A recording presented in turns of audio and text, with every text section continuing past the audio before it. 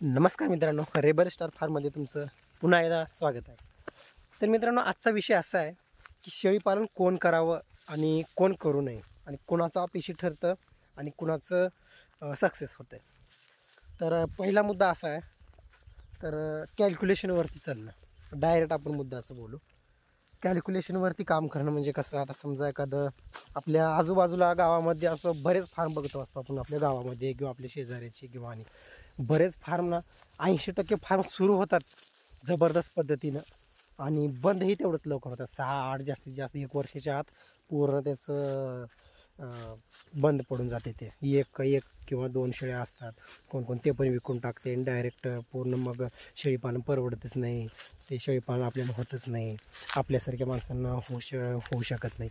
Negativity जास्त प्रमाणामध्ये पसरवली जाते शेळीपालनाविषयी अशा लोकांकडून, जे की कॅल्क्युलेशनवरती विचार करतात. म्हणजे कसं, आता समजा माझ्या 20 शेळ्या असल्या, ती 20 शेळ्याचे 40 पिल्ले, 40 पिल्ले 10,000ला गेले तर 4 लाख रुपये.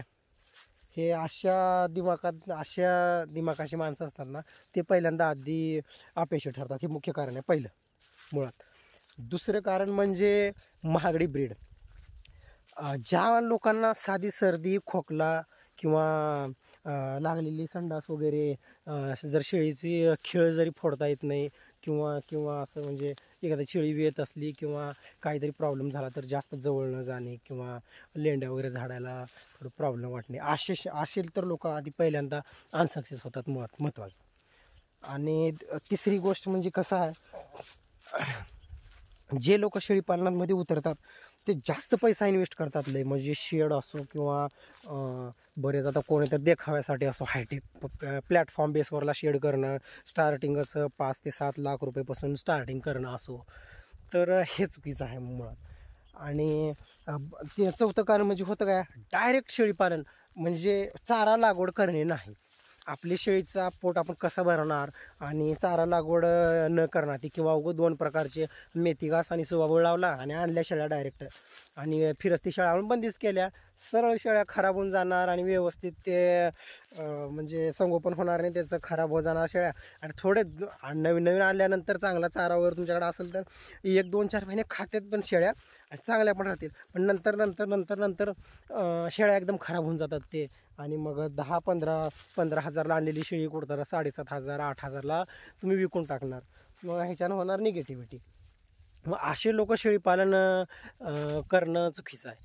आणि एक गोष्ट म्हणजे महत्त्वाची, कसं आहे, हे जे शेळ्या आहेत ह्या शेळ्यामध्ये का नाही थोडा वेळ द्यावा लागतो. बऱ्याच लोकांचं कसं असते, पूर्ण वेळ देत नाहीत. सकाळ संध्याकाळ किंवा सकाळी 2-3 तास, संध्याकाळी 2-3 तास असतो, वेळ देत नाहीत. एकदा कुठं गावाला गेलं किंवा अजून कुठं बाहेर गेलं तर दिवसभर तिकडं जाणं. शेळ्या दुपारपर्यंत 2-2, 3-3 वाजेपर्यंत आपल्या फार्ममध्ये तशाच उपाशी राहतात शेळ्या.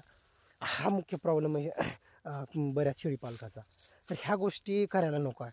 आणि एक गोष्ट म्हणजे तुम्हाला सांगायचं म्हणजे कसं आहे, काहीच होत नाही. म्हणजे बरेच लोक असं समजतात की शेळीपालन काहीच नाही, एकदम सोपं आणि एकदम असं क्षुल्लक गोष्ट आहे, शेवटचा पर्याय म्हणून आपण पुण्या मुंबईला जाऊ आणि जर तिथं जर काहीच नाही झालं तर मग शेवटी शेळीपालनात उतरायला येते.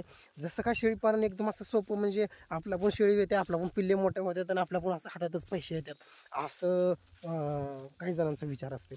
मग असे लोक 80% असतात. कधी पण तुम्ही बघायचं, जास्तीत जास्त अपयशी फार्मच जास्त येतात. आमच्या पण गावात 2-3 असो किंवा बरेच आपण यशोगाथा बघितलेले आपण बघतो फार्म, बऱ्याच लोकांचा अपयशी ठरते अशा गोष्टीमुळे. तर आता हे झाले शेळीपालन अपयशी ठरण्याचे कारण, अपुरं ज्ञान. आणि करावं कोण शेळीपालन ते मी सांगतो. ज्या लोकांना निसर्गरम्य वातावरणात असो आणि प्राण्यांमध्ये राहायची सवय आणि एकटं राहायची सवय, ह्या गोष्टी आहेत, त्या लोकांनी शेळीपालनात उतरावं.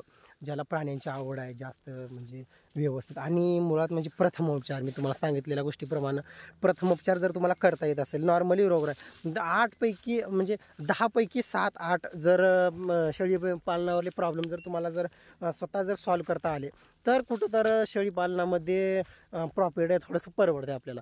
तर प्रत्येक प्रॉब्लेमवरती शेळीला जरा काय झालं लगेच डॉक्टरला फोन या, असं जर असलं तर मग ते एकदम परवडत नाही. कारण प्रत्येक वेळेस 500,000 खर्च करण्यात काय मजा नाही त्याच्यामध्ये. त्याच्यामुळे थोडं बेसिक नॉलेज असणं जास्त प्रमाणामध्ये गरजेचं आहे याच्यामध्ये. तर ह्या गोष्टी महत्त्वाच्या. आणि बरेच जण म्हणतात की शेळी पालनामध्ये एक शेळी वर्षाला 30,000 25,000 20,000 रुपये देऊन जाते.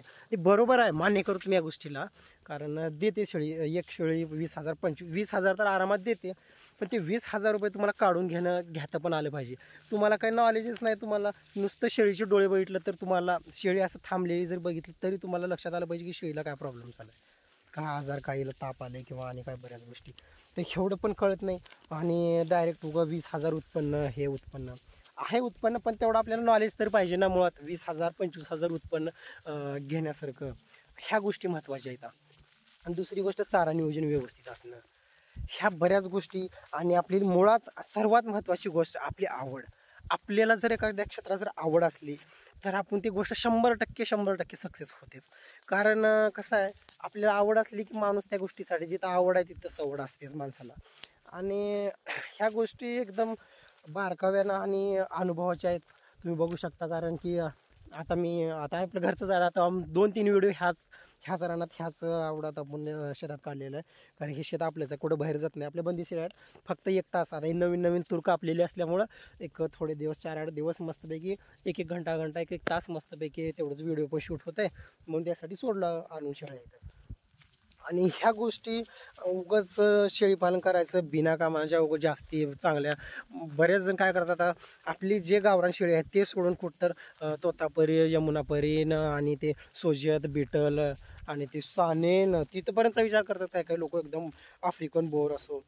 आपल्याला बेसिक नॉलेज तर एकतर राहत नाही आणि त्याच्यातून आपण जास्त एकदम पैसा इन्व्हेस्ट करणं, तर ह्या गोष्टी चुकीच्या आहेत. मोठ्या शेड बांधणं, शेडचं कसं आहे, तुम्ही ह्या शेळी पालनातून जेव्हा पैसा काढता त्या टायमाला तुम्ही हायटेक शेड बांधताना काहीच अडचण होत नाही. पण डायरेक्ट जर तुम्ही इन्व्हेस्ट करत असाल तर ते खूप प्रॉब्लेम होत आहे. तर मित्रांनो, तुम्हाला समजलं असेल की मला काय म्हणायचं आहे ते.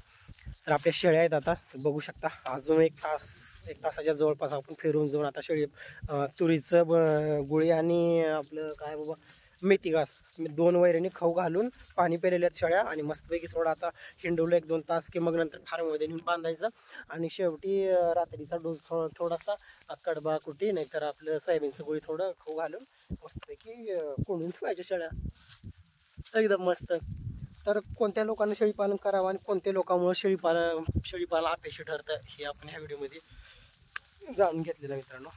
तर रेबल स्टार फार्मला सबस्क्राईब करा, लाईक करा, शेअर करा मित्रांनो. थँक्यू. जय हिंद, जय महाराष्ट्र.